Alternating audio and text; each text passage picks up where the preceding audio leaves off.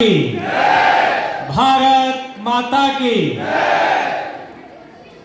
भारत विकास परिषद अपने इस अभिनंदनीय कार्यक्रम, इसमें कहते हैं अभी 25 दिसंबर आने वाली है, कहते हैं जब बालक सांता क्लॉज बनने की तैयारी में होंगे उस समय बालक वीर भगत सिंह बन रहे हैं। बहुत बहुत अभिनंदन है आप सब।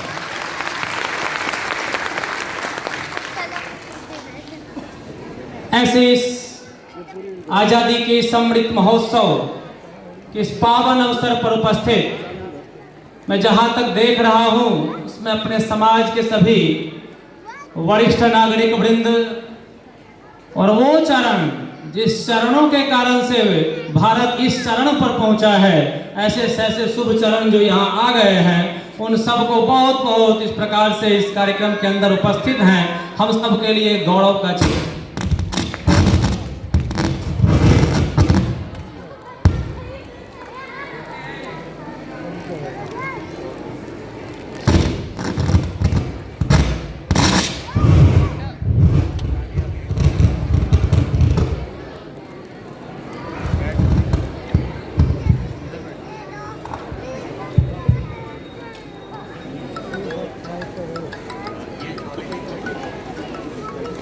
तो हमेशा फिल्म के अंदर एक इंटरवल है,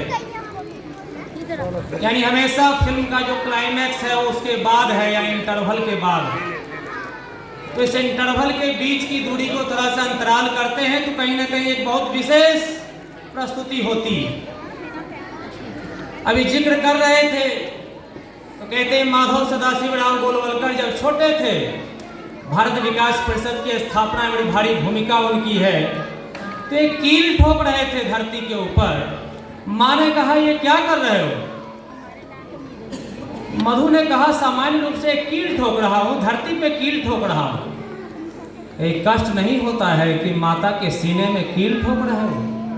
कहते हैं मधु जीवन बदल देता है, वो माधव सदाशिव राव गोलवलकर हो जाता है, वो राष्ट्रीय स्वयंसेवक संघ जैसे ऐसे वट वृक्ष के आयामों को पहुंचाने वाला व्यक्तित्व हो जाता है। कहते हैं वो छोटी सी घटनाक्रम जीवन बदल देता है। ऐसे कुछ घटनाक्रम आ जाते, कहते हैं बहादुर शाह जफर और लेटा हुआ था, बड़ा ही बेहोश सा पड़ा हुआ था। एक अंग्रेज ने उस पर व्यंग किया, दम दमे में दम नहीं अब खैर मांगो जान की, ऐ जफर ठंडी हुई शमशीर हिंदुस्तान की। तो कहते हैं बहादुर शाह जफर क्योंकि सेनापति घोषित हो गए थे 1857 में, तो बड़े जोर से कहते हैं बहादुर शाह जफर गाजियों में बू रहेगी जब तलक ईमान की, तख्त लंदन तक चलेगी तेग हिंदुस्तान की। ऐसे इस भारतवर्ष के इस पराक्रम को याद करने वाले ऐसे सेनानी, उनके बलिदान के इस दिवस पर हम सब उपस्थित हैं। कहते हैं यह परंपरा का प्रवाह है, कभी न खंडित होगा, पुत्रों के बल पर ही माँ का मस्तक मंडित होगा। वह कपूत है जिसके रहते माँ की दीन दशा हो, सत भाई का घर उजाड़ कर जिसका महल बसा हो। ऐसे वो पुत्र, ये तीनों पुत्र, उन तीन पुत्रों का आज बलिदान दिवस भी, ऐसे बलिदान दिवस पर हम स्मरण कर रहे, उनको स्मरण कर रहे हैं। कहते ठाकुर रोशन सिंह जी, कहते सबसे बाद में फांसी की सजा सुनाई गई थी, तो पहुंचते अपने दोनों साथी के पास, अरे तुम अकेले अकेले जा रहे थे? अरे मुझको भी तो जाना था तुम्हारे साथ में, मेरी भी फांसी की घोषणा हो गई, बड़े आनंद का विषय।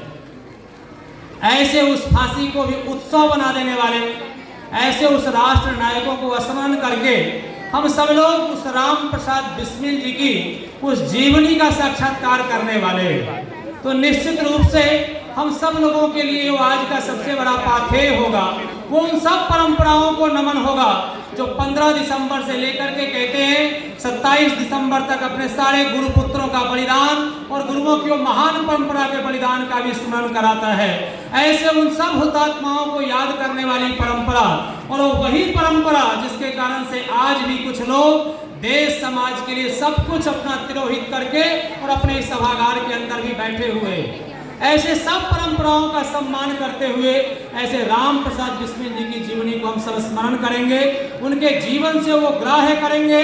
तो कहते हैं उसके अंदर अपने भी 2-3 विषय भी आ रहे थे, तो कहते हैं कभी किसी अपने सहारनपुर के अंदर में किसी ऐसे हुतात्मा निशान जी की माता जी को ये कहना नहीं पड़ेगा कि एक प्रतिमा भी लगनी चाहिए।